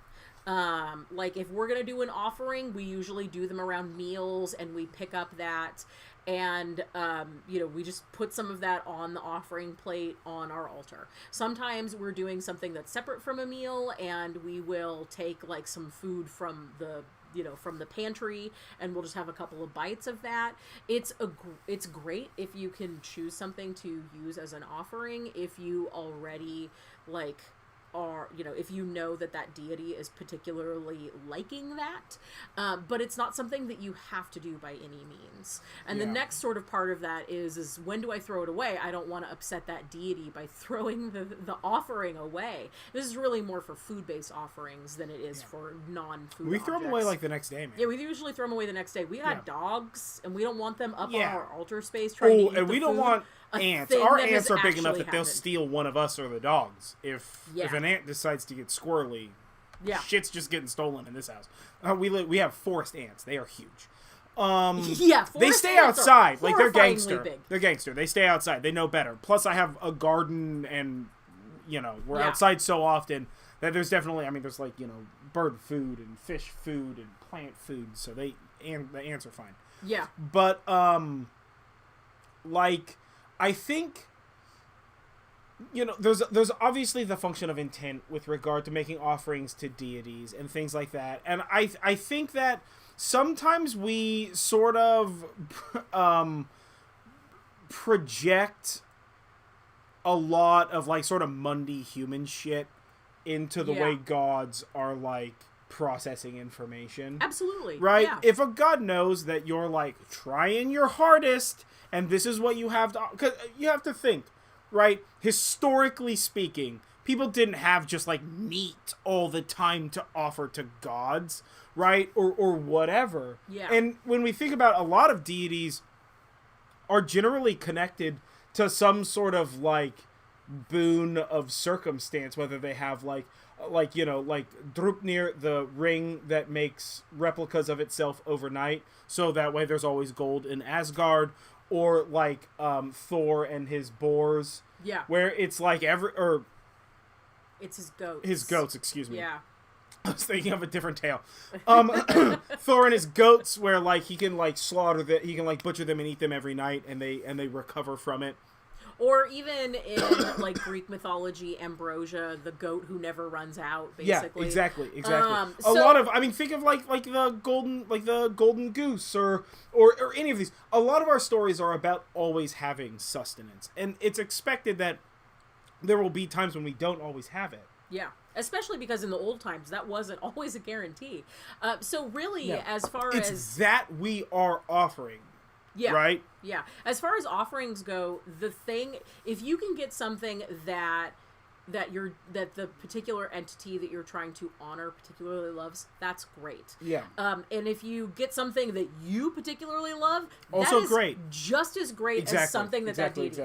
If I'm trying to honor Persephone and she's really into pomegranates, and I don't have any pomegranates, but I have nectarines, and nectarines are like one of my favorite fruits, she is going to love that just as much. Yeah. But so you want to have it be something that you enjoy also. Yeah. Well, and remember that all of our practices are individual, right? Yeah. They're specific and individual, right? Julie and I practice incredibly different things, right? So take that into account. When your friend says, "Hey, this is what I did," right? If it's not what you're vibing with, then it's not what you're vibing with, right? Yeah. Like rock and roll. Yeah, like Alexa says she gives her blueberries because she loves blueberries. That is a perfect example where it's the intent of giving a thing that you love. Now, are you eating steak and lobster and you are giving corners of dried bread to your offering to these gods? Yeah, they're gonna be pissed because they just saw you eat steak and lobster and they're getting like crumbs. Yeah. You know, the fuck that about kind of a situation. Yeah. Right? Now, so that's the thing that you need to, like, are you making just some bullshit offering because like whatever you're trying to, well, then like you're being kind of the bad person in this situation. So like, of course a deity would be upset with you just like blatantly being a monster to a god. What kind of fucking crazy person? Now, right? It doesn't mean that they'll necessarily be mad. Like, they're not going to curse you. They're not going to hex you. They're just going to definitely not help you because you're a dick. They're not going to help you. Right? So the thing that I think is probably like the most common with this is a deity will, like, someone will be working with a deity and they want to preserve that relationship, but also sometimes when you're working with a deity, they'll ask for something and you don't do it. And then, you know, as a human, if I ask you to do something and you don't do it, like, I'm probably going to be a little annoyed. But deities don't really work that way. They don't have that same kind of like emotional response. Yeah. So if you're working with a deity and they tell you to do something in order to continue to work with them and for them to help you, and you don't do that, they're going to get a little annoyed. They're probably going to have less time for you. So as an example, and I think I've talked about this before in other episodes, when I first started working with Aphrodite, I was in a really bad place mentally. I have battled depression and anxiety my whole life. And I brought worshiping and working with Aphrodite in to help me through some of the self-love issues that I had been having and going through. And in the beginning, she asked me to do things, not bad things. She was just like a couple of things. Like one of them was, every time you look at yourself in the mirror, think about something that you love about what you see looking in the mirror. I didn't do that at all. So the next time I tried to commune with Aphrodite, she literally told me, like, you didn't do what I told you to do. I don't have time for you. And that was exactly what I needed to kind of get with that. So that's kind of a good way to think about, like, if you're working with a deity and they're asking you to do a thing to be part of that worship and you're just not doing that thing, it's fine if you haven't had time to do that thing. They get that. They understand that. But if you're asking them for help, what should I do? And they tell you to do a thing and you don't do it, like, first of all, it's kind of a dick move. But second of all, they're just going to be like, okay, well, I don't have infinite energy. I'm not going to work with with you until you show me that you're serious about doing this. And working with the deity is different than worshiping a deity. And I'm specifically talking about working with deities or spirits as opposed to worshiping them, which is typically thought of as a bit more one-sided, where you're leaving them offerings and you're doing things, and sometimes you receive guidance and knowledge from them, but you're primarily always worshiping them, as opposed to like working with Aphrodite like a therapist, which is kind of like what I a little bit do. Yeah. No, yeah, totally. So, no, you will not upset deities. And if you do have a deity that gets upset with you, maybe that was a trickster spirit posing as a deity. And that's a whole other thing about bad spirits. We've got an episode planned for that. Yeah. Do not worry about that. It's kind of something that you have to be asking for to have happen, or to have incredibly bad luck. So it is super rare for somebody to have bad spirits attached to them that are upset. And generally when somebody tells you you have a bad spirit attached to you and they're upset and you have to do something, that is usually someone scamming you for money. So if that situation happens, you need to really take a step back and think about things in a mundane, like non-magical sense, like what's going on. Yeah, totally. All right. Next question? Next question. Miranda asked, when doing an altar, do you have to have a silver and gold candle for the goddess and god? Also, is there anything that absolutely has to be a part of your altar and anything you shouldn't place on your altar as well? So... All right, before you get started in this, let me tell you what. I've never heard of the gold and silver candle for the god and the goddess. I'll learn you some stuff. I'm not... That's not part of my shit, so I don't know stuff, but I've definitely never heard that. And also, there are no rules. That is true, yeah. Yeah, there are no rules. First, If somebody's like, there are rules to this, you have to do it this way, guess what? That's that person's rules. You can make those your rules if they're fair rules, right? But, like, other than don't be an asshole, no rules. Yeah. Okay. So I had to say that because I was like, silver and gold candles. Holy shit. That sounds dope. Also, those are so hard to find. I know. Like, that sounds awesome on a personal standpoint. I mean, I don't like gold. I prefer the color silver. But I haven't seen a fucking silver or gold candle since, like, I don't know, maybe the last time we went to Michael's or something. Well, now, like, the holidays is, like, a good time to get those kind of metallic candles. Yeah. So this is, the silver cool. and gold candle for the god and goddess thing is something that sort of stems out of Gardnerian Wicca. So this is something that was super popular in Wicca and definitely has sort of like moved along like into different cultures. So no, you don't have to have a silver and gold candle for the goddess and god. And also no, you don't even necessarily have to have that if you're Wiccan. But if you have it and you're not Wiccan, that's okay too. So really, the altar is whatever you want it to be, and also wherever you want or have the ability for it to be for anybody who is in the closet. So when you're doing an altar, in an ideal world, you would have an altar space that you have the ability to put offerings on, that you have the ability to put any magical tools that you use on, and that you have the ability to put any like idols, crystals, herbs, spell jars on. We happen to be very lucky because we are both out of the closet and we have an absolutely gigantic altar. It is on, like, think about an old-timey dresser, those big long ones. We both have like 7 feet of altar space. We have like 7 feet of altar combined space. Between we our practicing altar so we can and put then stuff on it. Spillover altar. What we'll do is, and this will lead into our announcement, which is coming up very shortly now. We will do like an altar space. Wow, this the intro to Spawn is just really attacking our faces. Yeah, with it's flashing very lights. flashing lights. It's fine. Jeez. It's fine. I didn't realize. No, we'll do like an altar space tour at some point in time. Yeah. Because also we change our altar a lot.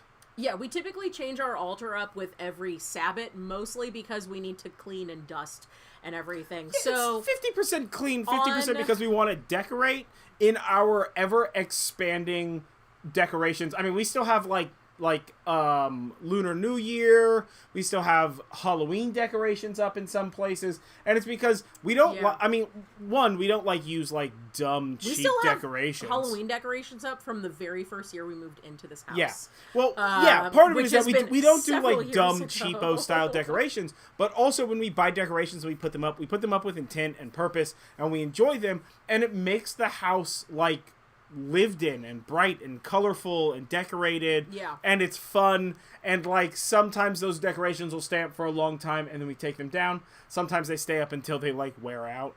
Yeah.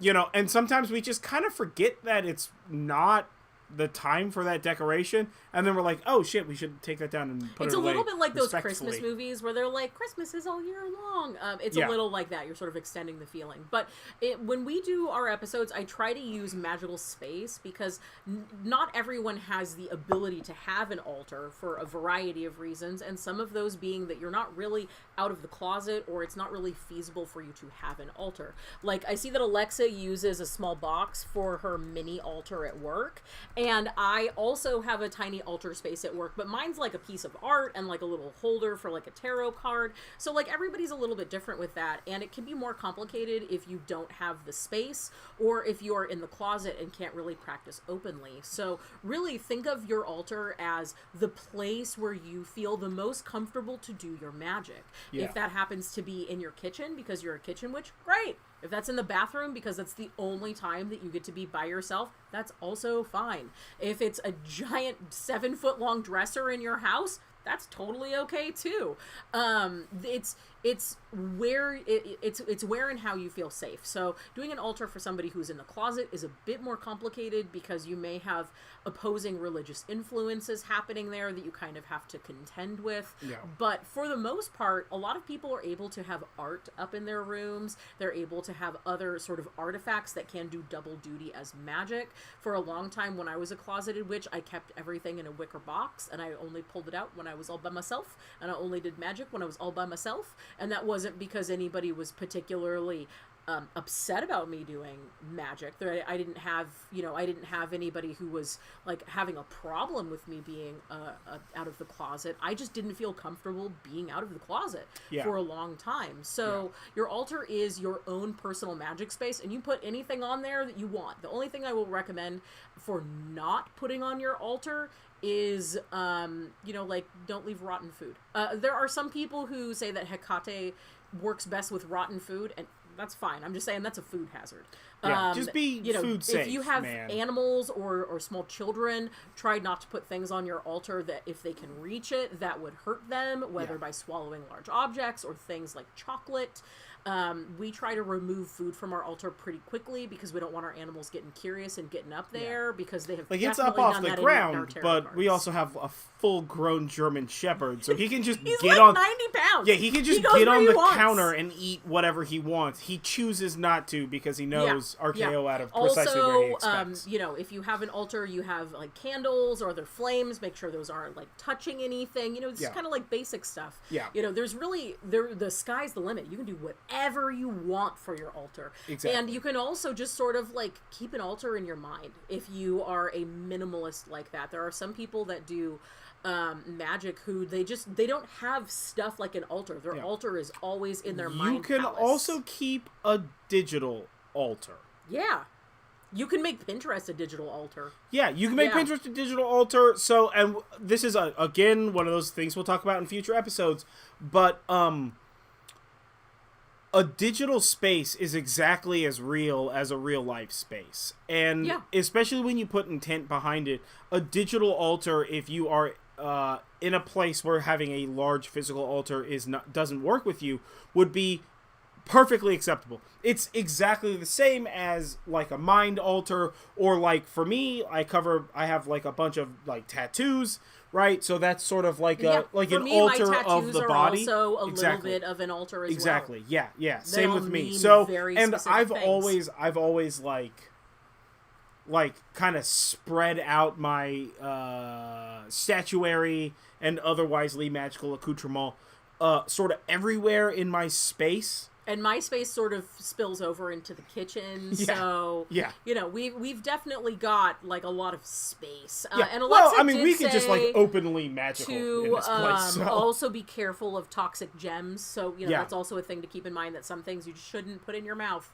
or have other people put in their mouth. But also, like, if you've got, like, your tarot cards, you got, like, nice statues, you got, like, altar cloths and stuff, be careful with any sort of, like, liquids or foods that you're putting there. You don't want to knock stuff over. Yeah. Like, I am the worst because I literally have 2 glasses of liquid sitting on my altar right now. She knocks shit and over I do it all the time. And I knock stuff over crazy. all the time. So you just want to be careful primarily for practical reasons. Yeah. But you can put anything on your altar you want. Of course, yeah. But, and Alexa hits a good point, be safe. Think about it. Don't put a bale of hay above a candle or some fucking crazy shit. There's our other drinking game, fire safe. Be fire safe. Be logically safe about this stuff. And what I would say with an altar space is don't limit your own creativity because of whatever heterogeneous, normalized nonsense we've been taught about this was, right? Yeah. I mean, like, when we first started having an altar space, because we kind of had an altar space at the old house, but, like, not really. But when we bought this place, we started with an altar space, and initially our altar space was, like a small little thing outside that was, like, we really only touched during Sabbats. And then, like, as time progressed, we started developing a more complex altar space, and now it's mostly the whole house.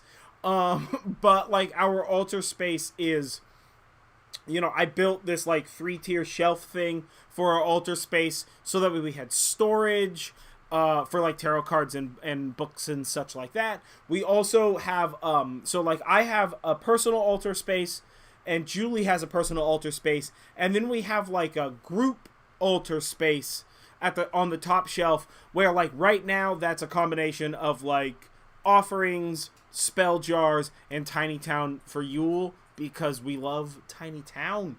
For Yule, we technically have 2 Tiny Towns. We have a regular Tiny Town and then a very tiny Town. So we have 2 tininesses worth of sized town. So we have, like, that sort of altar space. And then we have, like, what I would call overflow altar space, which for me is, like, an 8-foot shelf, 4-foot shelves, and a whole bookcase. Because mostly the living room and hallway are mine. Yeah. And for me, it's the kitchen and the bathroom. So. and for Julie, yeah, it's the kitchen and the bathroom. Just because we have a small house. But and you also don't have to have just one altar, right? Yeah. There are certain people we have that, altars, but we also places. have I always have my like in my laptop bag I have my, like, travel tarot card set, and I also have the like nothingness, the, like, Satori space of, like, meditation. Yeah. Which like, for me is always important. And we also have, then you also have, like, tattoos, which I'm always like, what am I going to add next in my tattoos? Yeah. So, yeah, it's sort of everywhere. Like, I mean, honestly, I feel more comfortable doing, like, a full rune. I use tarot most of the time nowadays. I feel more comfortable doing a full rune drawing on, like, the hood of my truck than I do in my altar space. Yeah. Because I've done so much rune work, like, outside on the hood of a truck. Because that was the, like, space where I was, like, away from people enough and, like, in a good enough place. Yeah. Just, like, a beer and, like, a piece of cloth and my runes on the hood of my truck. And that was for years. My altar space was the hood of whatever vehicle I drove. Yeah. You know? And I know that sounds kind of crazy, but, like, that's just what I did. So for me, it's like an ever-present thing. Like, when I travel, I generally bring a book wrapped in an altar cloth. I bring runes, and like a thing for fire, which is like a protective thing, and like a knife, which is like a safety thing. And so, like, it's kind of one of those things where you can lay out I can't have a candle, but, like, I can lay out a lighter and a knife, which are representative of like the greater altar space, and then, like, my cloth, tarot cards, runes, or whichever I brought. Yeah. And then, like, whatever food or offering I'm making or anything like that. It's one of those things where I don't actively think about it, but almost every place we travel to, I sort of, like, bring a micro altar space. Yeah. In my laptop bag and all that kind of stuff. But I would also consider my laptop and, like laptop, cell phone, iPad, whatever I'm bringing. But generally, when I don't leave the house without my laptop, that's a pretty rare bird. Yeah. Unless we're doing like just regular grocery shopping. If I travel at all, I bring my laptop with me. And so like for me, that's part of that digital altar space. Yeah. You know? Yeah. And like doing the Book of Shadows pages, which I'm working on. We've had a real busy few weeks. Yeah. In real life. Wow. Yes. And honestly, just, I mean, it's been a bit just to keep up with the Etsy shop and things like that. So. Yes. Yeah. So Miranda asked if we can do a video sometime showing off our altar. Yeah. Absolutely. We're totally going to do that. That was on the plan yes. because it's coming up for Yule. That video will probably be on our TikTok and on our Instagram channels. And we may do that as shorts on YouTube, depending on kind of how that goes. So yes. And we have, there are more questions, but this is all that we really have time for right now. So if there are more questions that you have, definitely send them, let us bring know. Them. Send them to us. Yeah. And we will if the list of questions, if it's not being covered in a podcast that we have upcoming already and it gets out of hand, we may do more of these live stream sort of things. Well, and that brings us to the big announcement. Yeah, our big announcement is that for 2022, Horn and Cauldron Podcast is going to expand to a weekly endeavor. Woo! So, which is pretty exciting. It's a bit of work, but what we're planning on doing is the podcast as it currently sits is going to continue every other week the way that it is. But on the off weeks when we don't have full-length podcast episodes, we are going to do smaller, shorter length sort of like fireside chat. Yeah, we'll fireside be talking chats. about our magical adventures. We'll answer questions from listeners. Yeah, we'll answer questions. So this we'll won't do be just a once a year thing. We'll do like practice, like ritual practice stuff. Whether it's like what are we doing for blot? What are we doing for food during a blot or something to that extent? Yeah. As well as like other weird small magical stuff. Like we could do an episode just on like candles.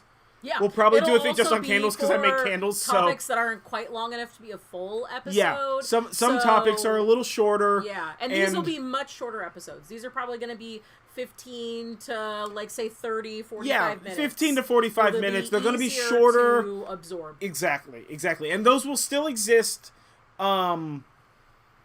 Those will exist here on YouTube and will probably also exist on a podcast streaming thing. I'm not 100% on how to do that. We haven't figured out all the details yet, like what we should call this show. Yeah. Oh, also, we don't have a bloody name we don't know. This. Yes, exactly. Alexa brought it like the altar tour. Like the altar tour is a perfect example of what we're going to do for this. So we will actually probably do a Yule altar tour as a standalone, separate episode, but then we'll do like a proper altar tour. Like we're going to be doing a lot. It's a lot of small stuff that we want to do, like magical stuff that we want to do and share. Yeah. That and also, can't justify me setting everything up for an hour and a half podcast. Yeah, and also like as I'm researching information for podcasts, I come across a lot of really interesting and odd things that aren't specific to the episodes that I'm researching but are still interesting. And we also read books on magic, so we'll be kind of like talking Horn and Cauldron pub night. I like that. I like that a lot. I was like cauldron chat. I don't know. We can't do horn chat. That sounds weird. That sounds sexual. Jeez. Yeah. So that's what we're going to be doing. That is the big announcement. We're very excited. Yeah. We're going to bring this every week. Every week, at least, sort of. Yeah. So what we've got coming up is the next episode will be in 2 weeks. If you're listening to this, like right when it comes out or right now on the live stream, and that will be Yule 102. So last year we did Yule 101, and we're going to talk more about Yule. There's so much. Tons of cool stuff that we're going to talk about. We like barely touched on Krampus. Yeah. So this year, so much. as the Sabbats go on, we're going to be talking more in depth about certain aspects of them, and also provide some like small basic rituals that can be used for these particular Sabbats. So we're very excited for the 102 series. And we've got a bunch of really great episodes planned for 2022. Yeah, we've gone over 2022. We've got a plan for like 99% of the year. But we do still have the ability to take on additional episodes that anybody has requested. If there's something timely or there's a request, we could obviously, everything's designed to move. We have a system. I have a system. He participates. Yeah, she has a system. I'm just here for color commentary. Yeah, so we've got a bunch of really great episodes planned for 2022. But if there's anything in particular that you, as a listener or a watcher on YouTube, I guess is a little bit more accurate there, really want to hear more about, let us know. Because that definitely informs some of our choices. And just because we said that we already planned out 2022 doesn't mean that it's like set in stone. Like Moses did not come down and chisel that into rock. those plans that we have for 2022 are just for the prime episodes, the hour and a half to 2 hour long primary episodes of Horn and Cauldron Podcast. So obviously, if there's a suggestion that we feel is coverable in like 45 minutes, like quick style, then we can obviously always answer questions. I mean, I kind of plan on having this be these new episodes be like a chill hangout discussion, and then episodes. A couple of questions answered at the end. I mean, for me, from my perspective, those were like the shows that I watched a lot as a kid. Was like, here's an episode of a show. At the end of the episode, we're going to answer fan questions. Yeah. If you remember those kind of like shows for kids in the 90s, early 90s.